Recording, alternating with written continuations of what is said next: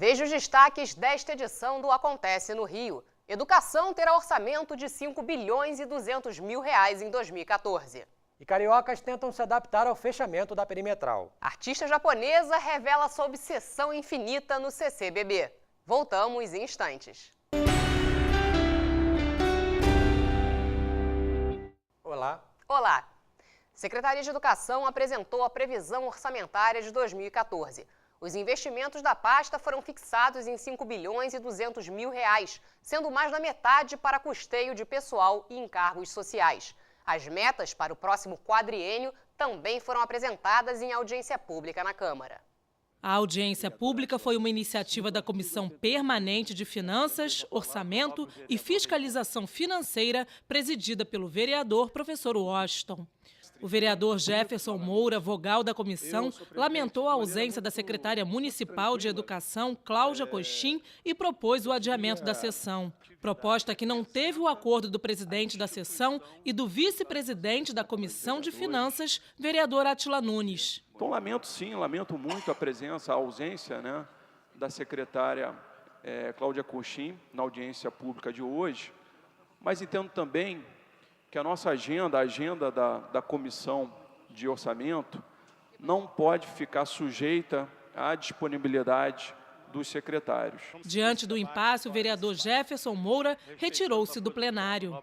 A subsecretária de Ensino, professora Helena Bomeni, substituiu a titular da pasta e abriu a sua fala dizendo que a Secretaria de Educação prioriza a formação dos alunos e a capacitação dos professores. Ela destacou ainda a importância da parceria da Câmara Municipal no apoio a diversos projetos educacionais em andamento.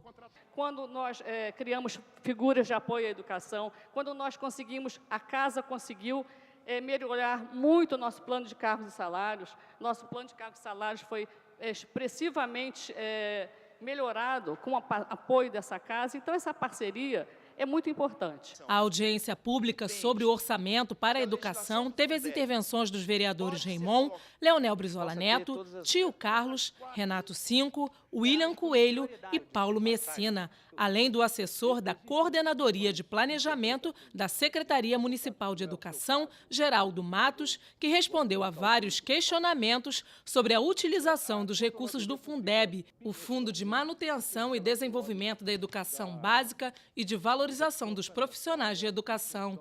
A minha pergunta é a seguinte: o artigo 212 está sendo respeitado quando se pega o dinheiro do Fundeb e se coloca no bolo para se justificar os 25%? Vereador, é evidente que eu vou responder que sim, claro que está. Porque o artigo 212 é um dispositivo constitucional.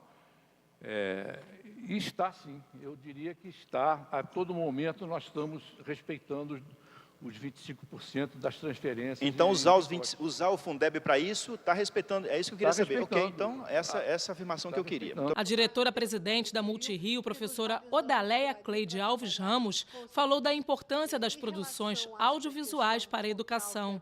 Eu diria que quando a empresa foi criada em 93, ela foi criada para ser parceira da Secretaria na introdução de novas mídias e na capacitação de professores e alunos para as novas mídias, bem como ajudar os professores em produtos que pudessem ajudá-los na motivação das aulas e esclarecimentos de alguns detalhes, às vezes, como questões de ciências. Professores e vários profissionais ligados à educação no município também participaram da audiência. Eu gostaria de dizer o seguinte, responder à subsecretária quando ela disse que não pode responder a todas as perguntas, não tem obrigação de saber tudo.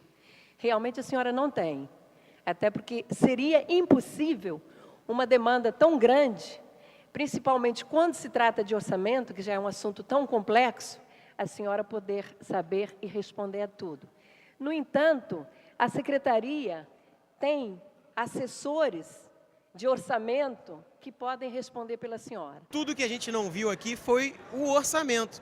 A gente viu dados de números, que a escola vai bem, que a prova aprovou isso, que não tem repetente, enfim. Quando a gente faz a pergunta na questão mais importante, que é o orçamento, a questão do Fundeb, dessa aplicação que a Prefeitura se recusa a aplicar os 25%, dessa privatização da educação com dinheiro do povo, ou seja, a entrega do dinheiro do povo para empresas privadas. As perguntas foram muito menos sobre orçamento, né, muito mais sobre a rede como um todo, do que era o objetivo primeiro dessa sessão. Então, a gente respondeu na medida do possível, tinha muito detalhe de orçamento que não cabe aqui trazer. A gente fez as linhas mestras do orçamento, o que está para o ano que vem, o que está previsto, o que pode ainda conter. E muitas, você viu que a questão basicamente se tratou de reposição de aula, de calendário escolar, de greve, de férias. Quer dizer, mas eu acho que é saudável isso, faz parte.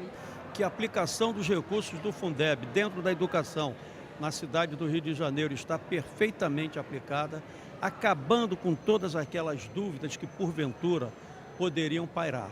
E é só observar, quem participou, quem assistiu pela TV Câmara, a audiência pública, irá perceber ou percebeu a participação das pessoas, quer seja da secretaria, quer sejam professores, quer sejam membros do CEP, participando de forma bastante efetiva na audiência pública de hoje.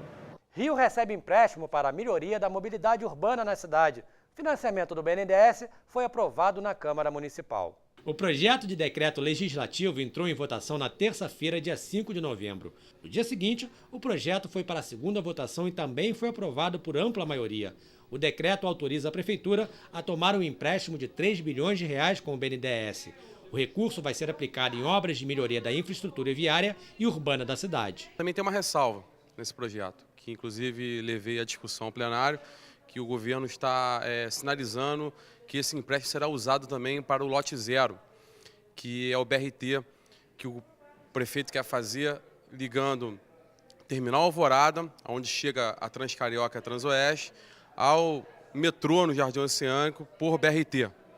E nós sinalizamos que isso é um desperdício de dinheiro público, que nós vamos estar levando ao prefeito que isso não aconteça, porque nós queremos que seja estendido o metrô do Jardim Oceânico até o Terminal Alvorada. Eu acho importante, é um sinal de que esta casa dá ao Executivo, né, que estamos aí entendendo que a possibilidade de melhorar a questão do transporte na nossa cidade passa exatamente por uma votação como essa. A cidade ganhará um upgrade enorme.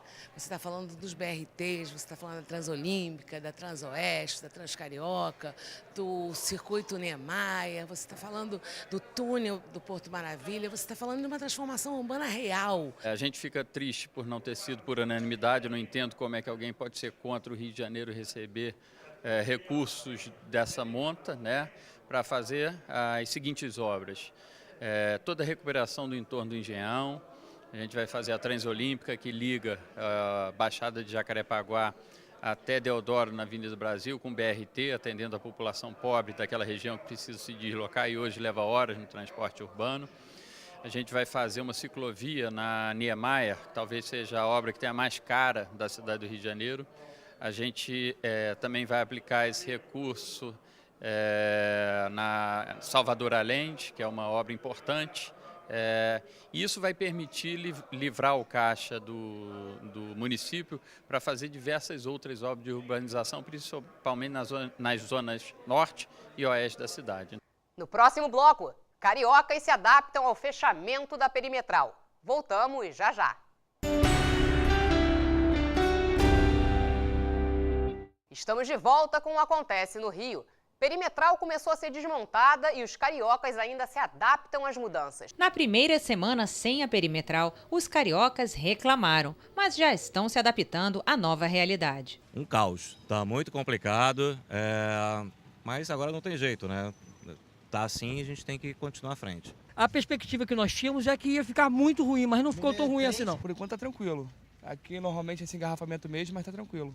Operários já retiram um asfalto e um conjunto de barris, postes metálicos e pneus estão sendo instalados sob o trecho que será implodido para servir de colchão de amortecimento. O recurso deve minimizar o impacto sobre a Avenida Rodrigues Alves. A Prefeitura já demoliu um trecho de 40 metros de comprimento do elevado na altura do Armazém 7.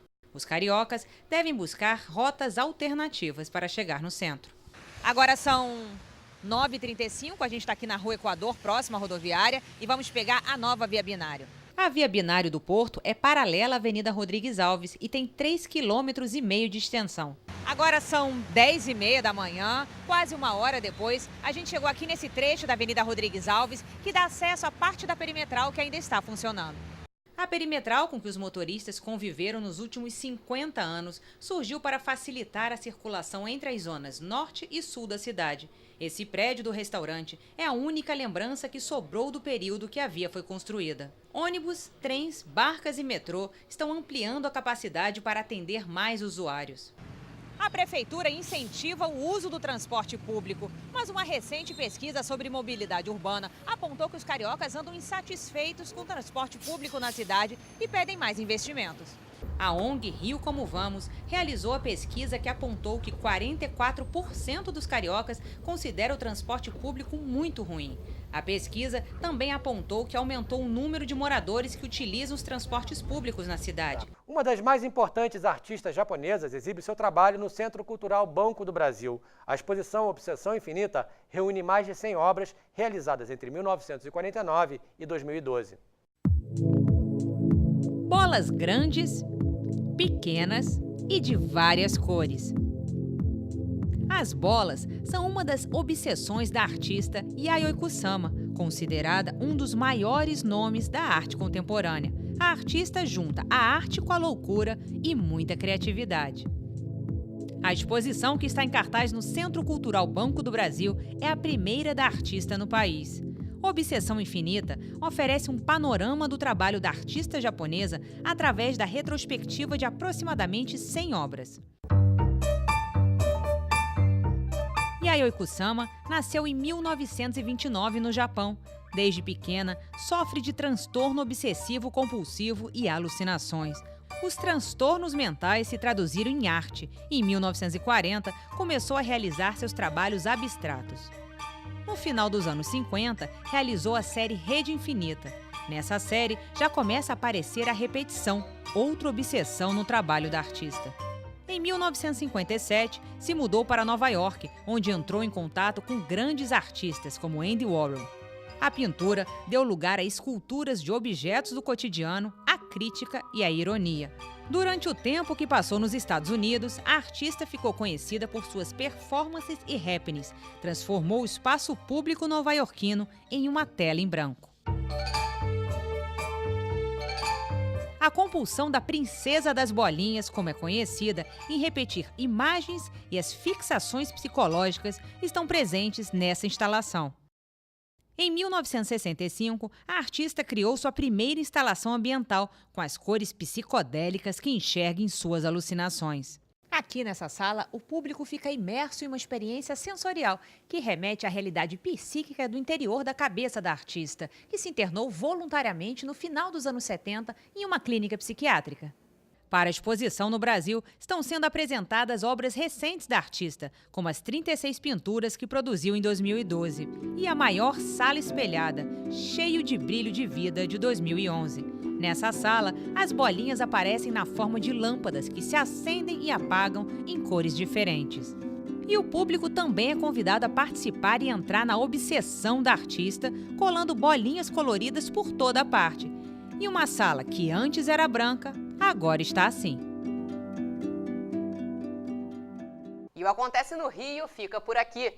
Se você quiser rever este programa, é só acessar câmara.rj.gov.br. Até a próxima.